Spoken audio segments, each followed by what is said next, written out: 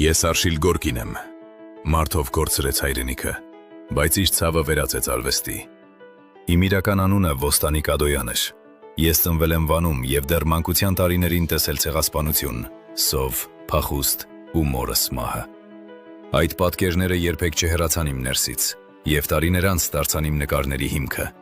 Քչերը գիտեմ, որ Ամերիկայում ես փոխեցի անունս ու ստեղծեցի նոր կերպար, որպեսզի կարողանամ տեղ գտնել արվեստի աշխարհում։ Սակայն իմ ներսի հայը երբեք չլռեց։ Իմ արվեստը հետագայում մեծ ազդեցություն ունեցավ ժամանակակից նկարչության վրա։ Ամբողջական պատմությունը դիտելու համար բաժանորդագրվեք Հայրենասեր TV YouTube-յան ալիքին։ Ես Արշիլ Գորկին եմ, մարդով կորցրեց հայրենիքը, բայց իր ցավը վերածեց արվեստի։ Իմ իրական անունը Ոստանիկ Ադոյան էր։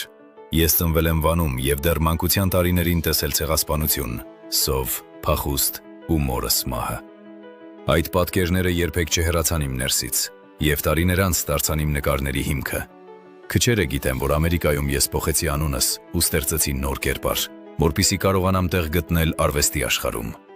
Սակայն իմ ներսի հայը երբեք չլռեց։